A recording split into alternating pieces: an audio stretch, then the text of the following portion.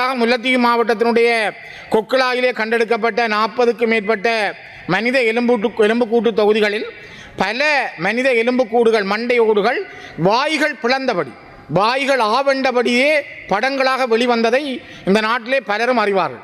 அங்கே அதனுடைய காரணம் ஒன்று அவர்கள் அற உயிரோடு அல்லது அவர்கள் துடிக்க அந்த போராளிகள் கூடுதலாக அது பெண் போராளிகள் உறுதியாக சொல்லப்படுகிறது அவர்கள் தாக்கப்பட்டிருக்கிறார்கள் அல்லது அவர்கள் குற்றுயிரோடு தாக்கப்பட்டிருக்கிறார்கள். அந்த செம்மணி சிந்துப்பாத்தியினுடைய மதில் பிரதேசத்துக்கு உட்பட்ட இன்னும் வேறு பகுதிகளிலும் வெளிப்பகுதிகள் மதிலை கடந்து வெளிப்பகுதிகளிலும் மனிதர்கள் அடித்து கொல்லப்பட்டு புதைக்கப்பட்டார்கள் என்று இப்பொழுது சிறையிலே இருக்கின்ற இராணுவ கோப்ரலான சோமரத்ன ராஜபக்ச அவர்கள் மிக தெளிவாக குறிப்பிட்டிருக்கிறார். தொடர்ச்சியாக நடைபெற்ற செம்மணியினுடைய ஆய்வுகளின்படி 584க்கும் மேற்பட்ட மனித எலும்புக்கூட்டு தொகுதிகள் இதுவரை அடையாளம் காணப்பட்டிருக்கிறது. அது யார் என்று சொல்லப்படவில்லை, ஆனால் முழுமையாக பெறப்பட்டிருக்கிறது.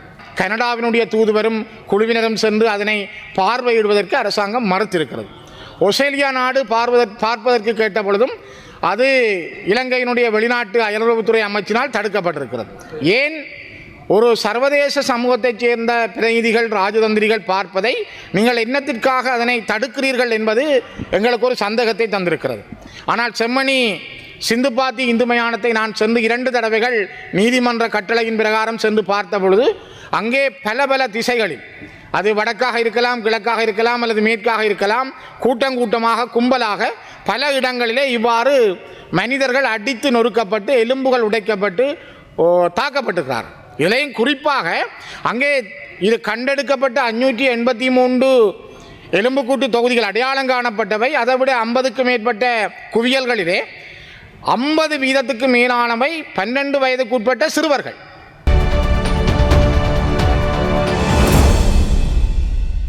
இன்றைய தினம் யாழ்ப்பாண மாவட்டத்தினுடைய மிக முக்கியமாக செம்மணியிலே நடைபெறுகின்ற மனித அவலங்கள் தொடர்பிலும் செம்மணியிலே மனித புதைகுழிகள் தோண்டப்பட்டு இன்றோடு அந்த வேலை திட்டங்கள் நிறுத்தப்பட்டிருக்கிற சூழ்நிலையில் அவை தொடர்பான விடயங்களை இந்த சபையிலே கொண்டு வர வேண்டிய ஒரு சூழ்நிலையை நான் இந்த இடத்திலே பதிவு செய்து கொள்கிறேன்.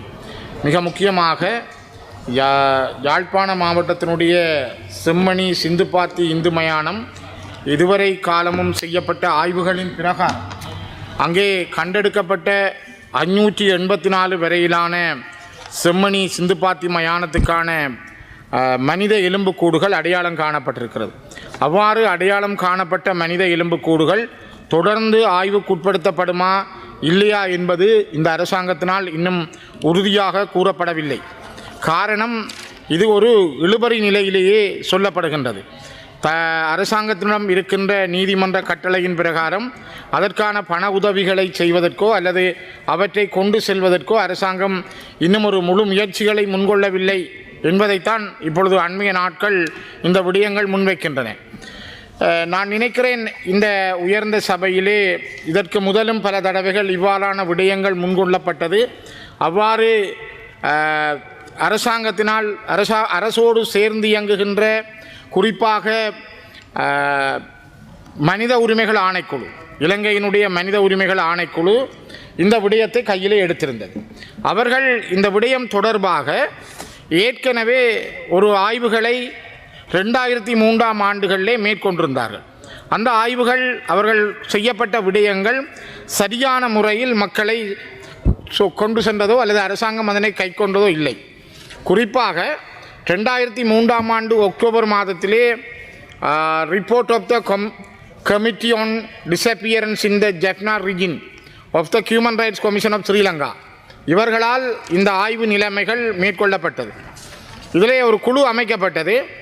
அந்த நேரத்தில் இருந்த முன்னாள் அரசாங்க அதிபர் டாக்டர் தேவனேசன் நேசையா தலைவராக கொண்டு மிஸ்டர் KH கமிலஸ் பெர்னாண்டோ மற்றும் Jezima Ismail, MCM Iqbal, national coordinator of the capacity building project and secretary to the committee on disappearances, இவர்கள் இந்த 4 பேரும் இணைந்து யாழ்ப்பாண மண்ணிலே பல ஆய்வுகளை அவர்கள் 98கள் 95ஆம் ஆண்டுகளிலே அவர்கள் மேற்கொண்டிருந்தார்கள். இவ்வாறு 327 முறைப்பாடுகளை அவர்கள் ஆய்வு செய்து காணாமல் ஆக்கப்பட்ட பல பேருடைய குறைந்தது 281 பேருக்கு மேற்பட்டவருடைய விவரங்களையும் செம்மணியோடு தொடர்புபடுத்தி அவர்கள் வெளியிலே கொண்டு வந்திருந்தார்கள். அந்த அறிக்கை இப்பொழுதும் கிடப்பிலே போடப்பட்டிருக்கிறது. குறிப்பாக அரசாங்கம் அது பற்றிய ஒரு சரியான நேர்த்தியான விடயங்களை கையாளவில்லை என்ற சந்தேகம் இப்பொழுதும் மக்களிடம் இருக்கின்றது.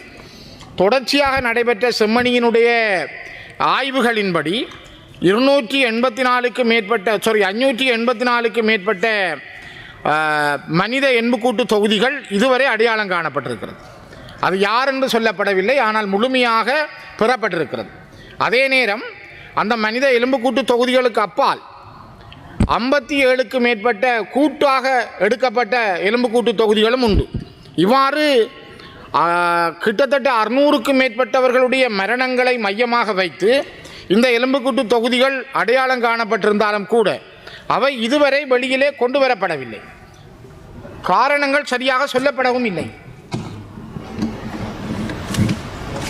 மன்னிக்க வேண்டும்.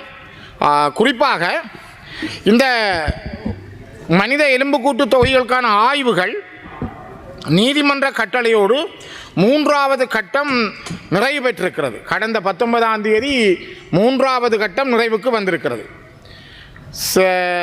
நான் நினைக்கிறேன் செப்டம்பர் 30ஆம் தேதி, வருகிற செப்டம்பர் 30ஆம் தேதி பேராசிரியர் ராஜ் சோமதேவா கழனியினுடைய முன்னாள் பேராசிரியர் அவரிடம் இந்த அங்கு எடுக்கப்பட்ட சில தடய பொருட்கள் தொடர்பான அறிக்கையை தருமாறு கேட்டிருக்கிறார்கள்.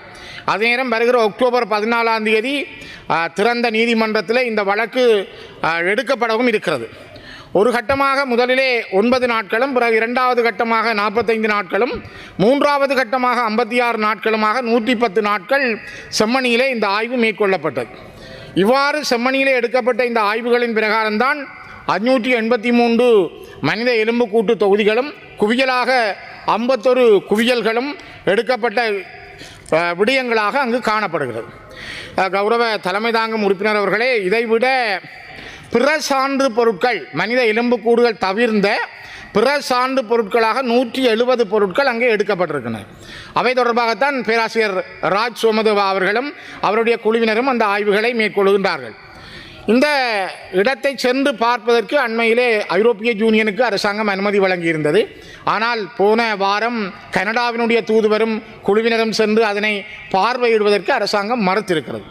ஆஸ்திரேலியா நாடு பார்ப்பதற்கு கேட்ட பொழுதும் அது இலங்கையினுடைய வெளிநாட்டு அயலுறவுத்துறை அமைச்சினால் தடுக்கப்பட்டிருக்கிறது. ஏன் ஒரு சர்வதேச சமூகத்தைச் சேர்ந்த பிரதிநிதிகள், ராஜதந்திரிகள் பார்ப்பதை நீங்கள் என்னத்திற்காக அதனை தடுக்கிறீர்கள் என்பது எங்களுக்கு ஒரு சந்தேகத்தை தந்திருக்கிறது. குறிப்பாக ஃபாரின் மினிஸ்ட்ரியிடம், அயலுறவுத்துறை அமைச்சிடம் ஆஸ்திரேலியா, கனடா 1 மாதங்களுக்கு முதலே அனுமதிக்கு விண்ணப்பித்து தான் அவர்கள் இந்த விடயத்தை கையாண்டிருந்தார்கள். ஆனால் அனுமதி வழங்கப்படவில்லை. அதே நேரம் இந்த இடத்துல இந்த 583 மனித எலும்புக்கூடு தொகுதிகளை தவிர அந்த செம்மணி சிந்துப்பாத்தியினுடைய மதில் பிரதேசத்துக்கு உட்பட்ட இன்னும் வேறு பகுதிகளிலும், வெளிப்பகுதிகள், மதிலை கடந்த வெளிப்பகுதிகளிலும் மனிதர்கள் அடித்து கொல்லப்பட்டு புதைக்கப்பட்டார்கள் என்று இப்பொழுது சிறையில் இருக்கின்ற இராணுவ கோப்ரலான சோமரத்ன ராஜபக்ச அவர்கள் மிக தெளிவாக குறிப்பிட்டிருக்கிறார். ஆனால் அவருடைய சாட்சியங்களை எடுத்து பதிவு செய்து அவரை அங்கே அழைத்து சென்று அந்த இடங்களை அடையாளப்படுத்துமாறு அரசாங்கம் அதை முயற்சிப்பதற்கு பின்னடிப்பதாகவே எங்களுக்கு தெரிகிறது. குறிப்பாக ஒரு பெரிய மனித பேரவலன் நடந்திருக்கிறது. அடித்து கொல்லப்பட்டிருக்கிறார்கள்.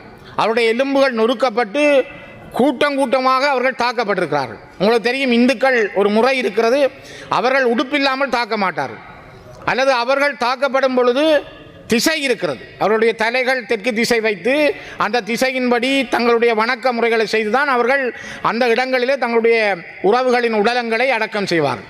ஆனால் செம்மணி சிந்துப்பாத்தி இந்து மயானத்தை நான் சென்று 2 தடவைகள் நீதிமன்ற கட்டளையின் பிரகாரம் சென்று பார்த்த பொழுது அங்கே பல திசைகளில், அது வடக்காக இருக்கலாம், கிழக்காக இருக்கலாம், அல்லது மேற்காக இருக்கலாம், கூட்டமாக கும்பலாக பல இடங்களிலே இவ்வாறு மனிதர்கள் அடித்து நொறுக்கப்பட்டு எலும்புகள் உடைக்கப்பட்டு தாக்கப்பட்டிருக்கிறார். இதிலையும் குறிப்பாக அங்கே இது கண்டெடுக்கப்பட்ட 583 எலும்புக்கூட்டு தொகுதிகள் அடையாளம் காணப்பட்டவை. அதை விட 50க்கு மேற்பட்ட குவியல்களிலே 50% மேலானவை 12 வயதுக்குட்பட்ட சிறுவர்கள். இந்த 12 வயசுக்குட்பட்ட சிறுவர்களுக்கு என்ன நடந்தது? கௌரவ உறுப்பினர்களை அவர்கள் இந்த நாட்டினுடைய யுத்தம் செய்தார்களா, ஆயுதம் தூக்கினார்களா? ஏன் அவர்களை இவ்வாறு அடித்து நொறுக்கி எலும்பு துண்டங்களாக தாட்டிருக்கிறார்கள்? ஆகவே இது ஒரு மிக மோசமானது. இதே மாதிரி தான் பல இடங்களில், குறிப்பாக கொக்குலாயிலே, மன்னார் சதோச கட்டிடத்துக்கு பகுதியிலே, மன்னார் திருக்கேஸ்வரம் பகுதியில், கிளிநொச்சி கணேசபுரத்தில் மனித எலும்புக்கூட்டு தொகுதிகள் கண்டெடுக்கப்பட்டிருக்கின்றன. ஆனால் அவை இன்னும் சரியாக அடையாளப்படுத்தப்பட்டு கொண்டு வரப்படவில்லை. உதாரணத்துக்காக முல்லைத்தீவு மாவட்டத்தினுடைய கொக்குலாயிலே கண்டெடுக்கப்பட்ட 40க்கும் மேற்பட்ட மனித எலும்புக்கூட்டு தொகுதிகளில் பல மனித எலும்புக்கூடுகள், மண்டையோடுகள், வாய்கள் பிளந்தபடி, வாய்கள் ஆவண்டபடியே படங்களாக வெளிவந்ததை இந்த நாட்டிலே பலரும் அறிவார்கள். அங்கே அதனுடைய காரணம், ஒன்று அவர்கள் அரை உயிரோடு அல்லது அவர்கள் துடிக்க துடிக்க அந்த போராளிகள், கூடுதலாக அது பெண் போராளிகள் உறுதியாக சொல்லப்படுகிறது, அவர்கள் தாக்கப்பட்டிருக்கிறார்கள், அல்லது அவர்கள் குற்றுயிரோடு தாக்கப்பட்டிருக்கிறார்கள். தாக்கப்பட்ட நிலையில் அவர்கள் வாய்கள் திறப்பது என்பது ஒரு மனிதனுடைய உடல் ஏதோ ஒரு உணர்வோடு இருக்கும் பொழுதுதான் அந்த வாய் திறந்தபடி இருக்கும். அந்த வாய் திறந்தபடி அவர்கள் தாக்கப்பட்டிருக்கிறார்கள். ஆனால் இவற்றுக்கான சரியான ஆய்வுகள் இன்னும் செய்யப்படவில்லை. ஆகவே இதுக்கான நிதியை அரசாங்கம் ஏன் இன்னும் வழங்குவதற்கு தயங்குகிறது என்று எனக்கு விளங்கவில்லை. நான் இந்த உயர்ந்த சபையினூடாக அரசாங்கத்திடம் கேட்கிறேன், நீங்கள் 3வது கட்டமாக 111 நாட்கள் முடிந்திருக்கிறது செம்மணி சிந்துபாத்தி இந்து மயானத்தினுடைய ஆய்வுகள். ஆனால் இன்னும் அங்கே இருக்கின்ற ஆய்வுகள் மேற்கொள்ளப்பட வேண்டுமானால் நீதிமன்றத்தில் எடுக்கப்படுற முடிவுகளோடு அரசாங்கம் அதுக்கான நிதியை வழங்க வேண்டும். அரசாங்கத்திடம் நிதி இல்லை என்றால் அரசாங்கம் அதனை நாடுகளிடம், குறிப்பாக இந்தியா, அமெரிக்கா போன்ற நாடுகளிடம் அல்லது ஐரோப்பிய ஒன்றிய நாடுகளிடம், மனித உரிமைகள் அமைப்புகளிடம் நீங்கள் கோர வேண்டும். உங்களுக்கு அது கடினமாக இருந்தால் நான் இந்த உயர்ந்த சபையினூடாக உலக நாடுகளிடம், ஐரோப்பிய ஒன்றியத்திடம், அமெரிக்க நாட்டிடம், இந்தியாவிடம், கனடா போன்ற நாடுகளிடம் நான் மிக வினயமாக இந்த கோரிக்கையை முன்வைக்கிறேன். இந்த இடத்திலே மனித எலும்புக்கூடுகளை தொடர்ந்து ஆய்வு செய்து அது நடந்தது என்ன என்ற உண்மை கண்டறியப்பட வேண்டும். தென்னாப்பிரிக்கா போன்ற நாடுகள் இதில் அதிகமான கரிசனையை கொண்டிருக்கின்றன. ஜப்பான் கரிசனையை கொண்டிருக்கிறது. இந்த நாடுகளுடைய உதவியை பெற்று அரசாங்கம் இந்த ஆய்வை தொடர்ந்து மேற்கொள்வதற்கான முயற்சிகளை மேற்கொள்ள வேண்டும் என்பதைத்தான் நான் இந்த இடத்துல வலியுறுத்துகிறேன். குறிப்பாக குழந்தைகளுடையது, இவர்களுக்கு என்ன நடந்தது, அதிலும் யுத்த காலத்தில் இவர்களுக்கு நடந்த நிலைமை என்ன, இதனைத்தான் கடந்த 1995 ஆண்டிலே அவர்கள் 2003 ஆண்டு இந்த ரிப்போர்ட்டை தேவநேசன் நேசையா தலைமையிலான குழு கொடுத்திருந்தது. ஆனால் அவர்கள் 95 ஆண்டில் இருந்து 2003 ஆண்டு வரை இந்த ஆய்வுகளை செய்திருந்தார்கள். 2003 ஆண்டு அக்டோபர் 28 தேவநேசன் நேசையா தலைமையிலான இந்த குழு கொடுக்கப்பட்ட இந்த அறிக்கை மிக முக்கியத்துவம் வாய்ந்தது. ஆனால் இலங்கையினுடைய மனித உரிமைகள் ஆணைக்குழு இதனை தொடர்ந்து முயற்சிக்கவில்லை. நான் இந்த அறிக்கையை, தேவநேசன் நேசையா தலைமையிலே குழு கொடுத்த அறிக்கையையும் இந்த சபாபீடத்துக்கு நான் சமர்ப்பிக்கிறேன். அதே போல இன்னும் ஒரு அறிக்கையையும் அவர்கள் வெளியிட்டிருந்தார்கள். குறிப்பாக மனித உரிமைகள் ஆணைக்குழு திரும்பவும் சோமரத்ன ராஜபக்ச, மற்ற லெப்டினன்ட் கடுகல்ல போன்ற கேப்டன் லடித்துவேவா போன்ற இன்னும் கிட்டத்தட்ட 19 இராணுவ போலீஸை சேர்ந்தவர்களை அவர்கள் விசாரணைக்கு உட்படுத்தி இருக்கிறார்கள். அவர்களிடம் மேற்கொள்ளப்பட்ட விசாரணைகள், அறிக்கைகளுடைய விவரங்களும் இங்கே இருக்கின்றது. அது திகதி வாரியாக இருக்கிறது. யார் யாரை மனித உரிமைகள் ஆணைக்குழு விசாரணை செய்தது, ஏன் இவை வெளியிலே கொண்டு வரப்படவில்லை, ஏன் இவற்றுக்கான நீதி என்ன, இலங்கையின் மனித உரிமைகள் ஆணைக்குழு ஏன் இவற்றை இன்னும் சரியான முறையிலே முன்வைக்கவில்லை. ஆகவே இந்த விடயத்தையும் நான் சபாபீடத்துக்கு இந்த அறிக்கையை முன்வைக்கின்றேன். குறிப்பாக கௌரவ தலைமை தாங்கும் உறுப்பினர்களே, அரசாங்கம் இந்த விடயத்தை இதயபூர்வமாக கண்டுபிடிக்க முன்வர வேண்டும். ஏனென்றால் இதில் உங்களிடம் ஒரு உள திருப்தி இருக்க வேண்டும், ஒரு மனிதாபிமானம் இருக்க வேண்டும். இது நடந்த உண்மையை வெளியிலே கொண்டு வருவதற்கான சரியான ஒரு தெளிவு நிலையை அரசு முன்வைக்க வேண்டும். ஆனால் அரசிடம் அந்த எண்ணம் குறைவாக இருப்பதாகவே நான் நினைக்கிறேன். இதுவரையும் நாங்கள் பார்த்ததிலே அரசாங்கம் அதை சரியாக கடைபிடிக்க தவறுகிறது. குறிப்பாக பரிசோதனை குழிகள் இங்கே இருக்கின்ற கண்டெடுக்கப்பட்ட இடங்களை தவிர எடுமாற்றாக அந்த சிந்துபாத்தி மயானத்திலே ஒரு 12 இடத்தில் பரிசோதனை குழிகள் தோண்டப்பட்டு அதிலே 3-4 குழிகளில் எலும்புக்கூடுகள் புதிதாக கண்டுபிடிக்கப்பட்டிருக்கின்றன. ஆகவே அந்த இடத்தை தவிர அந்த மதிலை தாண்டி வெளி இடங்களிலும் இன்னும் பல இடங்களில் மனித எலும்புக்கூடுகள் இருக்கக்கூடிய வாய்ப்பு அதிகமாகவே இருக்கிறது. சோமரத்ன ராஜபக்ச அவருடைய மனைவியார் ஜனாதிபதிக்கு சமர்ப்பித்த கடிதத்திலேயும் சோமரத்ன ராஜபக்ச எழுதியிருக்கிறார், அந்த இடத்தை தவிர அந்த கோயிலுக்கு முன்னால் இன்னும் பல வயல்வெளிகளில் தன்னால் அடையாளம் காட்ட முடியும் என்று. ஆகவே அவரை அழைத்து சென்று நீதிமன்ற கட்டளையோடு அரசாங்கம் உண்மைகளை வெளியிலே கொண்டு வர, நீதியை நிலைநாட்ட, அந்த இடங்களை திரும்பவும் அவர் காட்டுகின்ற இடங்களை ஆய்வுக்குட்படுத்த வேண்டும் என்பதைத்தான் நான் இந்த இடத்திலே குறிப்பிடுகின்றேன். வரது குறிப்பாக இவ்வளவு காலமும் அந்த இடத்திலே ஆய்வுகளை மேற்கொள்வதிலே யாழ்ப்பாண மாவட்டத்தினுடைய நீதியரசர்கள், யாழ்ப்பாண மாவட்டத்தினுடைய பல நீதித்துறையோடு சார்ந்தவர்கள், அங்கே வேலை செய்கின்ற பல நிபுணர்கள், அவர்களோடு இணைந்திருக்கின்ற பல பல்கலைக்கழக மாணவர்கள், அங்கே இருக்கின்ற பேராசிரியர் ராஜ் சோமதேவா உட்பட பல பேர் இதற்கான பணிகளை தொடர்ந்தும் தங்களுடைய பல நெருக்கடிகளுக்கு மத்தியில் தொடர்ந்து செய்து வருகிறார்கள். மழை வெயில் தன் பார்க்காமல் அங்கே இருக்கின்ற ஒவ்வொருவரும், நீதிவான் உட்பட பல பேருடைய பணியையும் நாங்கள் இந்த இடத்திலே நன்றியோடு பார்க்கிறோம். குறிப்பாக நான் அரசாங்கத்திடம் ஒரு கோரிக்கையை முன்வைக்கின்றேன். இந்த சாம்பிள் அவர்கள் சொல்கிறார்கள் C14 என்ற அமெரிக்காவுக்கு அனுப்பித்தான் இதனை செய்ய வேண்டும் என்ற ஒரு விளக்கத்தையும் அங்கு இருக்கின்றவர்கள் ஏற்கனவே சதோச மன்னார் போன்ற இடங்களில் இவ்வாறு கண்டெடுக்கப்பட்ட சாம்பிள் மாதிரிகள் அனுப்பப்பட்டு இதுவரை எந்த விடையும் சொல்லப்படவில்லை. ஆனால் மாதிரிகள் என்பது ஒரு 583 எலும்புக்கூடுகள் எடுக்கப்படுற இடத்தில் மாதிரிகளாக 3 அல்லது 4 அல்லது ஒரு 5, 6 தான் மாதிரிகளாக போனால் உண்மை வெளியிலே வராது. குறைந்தது அந்த எடுக்கப்பட்ட 583 எலும்புக்கூட்டு தொகுதிகளில் 100க்கும் மேற்பட்டவையாவது வெளியிலே எடுக்கப்பட்டு ஆய்வுக்காக அனுப்பப்பட வேண்டும். அதற்கான நிதியை அரசாங்கம் வழங்க வேண்டும். அரசாங்கத்திடம் இல்லை என்றால் அரசாங்கம் வேறு நாடுகளிடமாவது பெற்று அதனை அந்த நிதியை வழங்குவதன் மூலம்தான் உண்மையை வெளியிலே கொண்டு வர முடியும். அரசாங்கத்திடம் ஒரு நீதி இருக்கிறது. இந்த அரசாங்கம் உண்மைகளை கண்டறிந்து நீதியை நிலைநாட்ட நினைக்கிறார்கள் என்றால் அவர்கள் கண்டிப்பாக இந்த 110 நாட்களும் மிகவும் மோசமாக அடித்து நொறுக்கி கொல்லப்பட்ட தமிழ் மக்களுடைய எலும்பு கூட்டு தொகுதிகள் இருக்கின்ற இடத்தை வெளியிலே கொண்டு வருவதற்கும் அந்த கால நிர்ணயத்தை தீர்மானிக்கக்கூடிய விஞ்ஞானமயப்படுத்தப்பட்ட மாதிரிகளை அல்லது போதிய அளவு அதிகளவு மாதிரிகளை அனுப்பி விஞ்ஞானபூர்வமாக இது வெளியிலே கொண்டு வரப்பட வேண்டும். அவ்வாறு கொண்டு வரப்படுகிற போதுதான் இந்த உண்மைகள் சரியான முறையிலே மக்களுக்கு சென்றடையும். ஆகவே இந்த நாட்டிலே கௌரவ தலைமை தாங்கும் உறுப்பினர் அவர்களே, இந்த நாட்டிலே பாதிக்கப்பட்டவர்கள் தமிழர்கள், கொல்லப்பட்டிருக்கிறார்கள். அவர்கள் கொல்லப்பட்ட தமிழர்களுடைய அந்த உடலங்களும் அவர்களுடைய எலும்புக்கூடுகளும் பல இடங்களில் கண்டெடுக்கப்படுகிறது. ஆகவே நீதியை வழங்க வேண்டியது அரசாங்கத்தினுடைய கடமை. அதனை செய்வதற்கு முதல் தயாராகுங்கள். நீங்கள் அதற்கான நிதியை தேடுங்கள். இதனை விட அண்மையிலே கூட 20 ஆண்டுகளுக்கு முதல் யாழ்ப்பாணம் அல்லப்பட்டியிலே ஜிம் பிரவுன் என்கிற அடிகளார், ஜிம் பிரவுன் என்கின்ற அடிகளார், அவர் அங்கே அந்த மக்கள் கொல்லப்பட்ட பொழுது அந்த இடத்திலே அருட்தந்தை பங்கு தந்தையாக இருந்தவர். அவர் பண்ணையிலே இராணுவத்தை கடந்து அல்லப்பட்டி சென்ற பொழுது அல்லப்பட்டியிலே இருந்த இராணுவ முகாமில் உள்ளவர்களாலும் அவர்களோடு இருந்த ஒட்டுக்குழுவினராலும் அவர் கைது செய்யப்பட்டு அவர் கொல்லப்பட்டாரா காணாமலாக்கப்பட்டாரா தெரியாது. ஆனால் நேற்றைய தினம் யாழ்ப்பாண மண்ணிலே அவருக்காக அல்லப்பட்டி மண்ணிலே கத்தோலிக்க தந்தையர்கள், கத்தோலிக்க அருட்சகோதரிகள் ஒரு போராட்டத்தை முன்னெடுத்திருக்கிறார்கள். அவர்கள் சமர்ப்பித்த அறிக்கையையும் நான் சபாபீடத்துக்கு தருகின்றேன். அவர்களால் சர்வதேச சமூகத்துக்கு கொடுக்கப்பட்ட ஒரு நிமிஷம் அவர்களால் சர்வதேச சமூகத்துக்கும் அரசாங்கத்துக்கும் வழங்கப்பட்ட இந்த அறிக்கையை நான் இந்த சபாபீடத்துக்கு சமர்ப்பிக்கிறேன். ஆகவே தொடர்ந்தும் மரணங்களுக்கான நீதிகள், எலும்புக்கூடுகளுக்கான நீதிகள் கிடைக்க தயவு செய்து நீங்கள் நடவடிக்கை எடுக்க வேண்டும். அரசாங்கம் இதை நீதியோடு அணுக வேண்டும் என்பதை நான் வினயமாக வலியுறுத்துகிறேன். சுவிட்சர்லாந்துல வீடு வாங்க போறீங்க, இல்ல ஆல்ரெடி உங்களுக்கு அங்க வீடு இருக்குன்னா இந்த வீடியோ உங்களுக்காக தான். ஸோ ஸ்கிப் பண்ணாம ஃபுல்லா பாருங்க.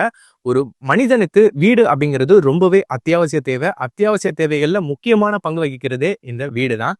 ஸோ அப்படி வீடு வாங்குறது விற்கிறது இது சம்பந்தமா உங்களுக்கு இருக்கிற நிறைய ப்ராப்ளத்துக்கு சொல்யூஷன் தர ஒரே இடம் தான் உங்கள் செல்வாசக். Your future our vision. இப்போ சுவிட்சர்லாந்துல வீட்டோட வட்டி விகிதத்துல வந்து நல்ல மாற்றம் வந்திருக்கு, நிறைய குறைஞ்சிருக்கு. ஸோ நீங்க ஏதாவது அக்ரிமெண்ட் போட்டு வச்சிருக்கீங்கன்னா இப்பவே அதை ரெனிவல் பண்ணி மாற்றி வச்சுக்கிட்டீங்கன்னா உங்களுக்கு நிறைய ப்ராஃபிட்ஸ் இருக்கும். ஸோ இது சம்பந்தமா உங்களுக்கு ஏதாவது அப்டேட்ஸ் வேணும், இந்த மாற்றத்துல உங்களுக்கு ஏதாவது டவுட் இருக்கு அப்படின்னா மறக்காம ஸ்கிரீன்ல தெரிய நம்பர் கால் பண்ணுங்க. சுவிட்சர்லாந்துல நீங்க வீடு வாங்கணும் இல்ல வீடு விற்கணும், அந்த மாதிரி ஏதாவது உங்களுக்கு தேவைகள் இருந்தா மறக்காம எங்களை காண்டாக்ட் பண்ணுங்க. உங்களோட எல்லா தேவைகளையும் உங்க ஃபேமிலியில ஒரு மெம்பரா இருந்து நாங்க பார்த்து பண்ணி கொடுப்போம். இது உங்கள் செல்வாசோக். இச்செய்திகளுக்கு பிரதான அனுசரணை செல்வாசோக் இமோபிலியன், சுவிஸ் நாட்டில் முன்னணி நிறுவனம். தொடர்புகளுக்கு 0795146428. வீடு வாங்க, வீடு கட்ட, வீடு திருத்த மற்றும் வீட்டு கடன். Your future our vision. இது போன்ற மேலும் பல முக்கிய சுவாரஸ்யமான செய்திகளை அறிந்து கொள்ள லங்காஃபோ யூடியூப் சேனலை சப்ஸ்கிரைப் பண்ணுங்கள். எமது செய்திகள் உடனடியாக கிடைக்க பெல் பட்டனை அழுத்துங்கள். அத்தோடு எமது செய்திகளை மற்றவர்களும் பார்வையிட ஷேர் செய்யுங்கள். நன்றி.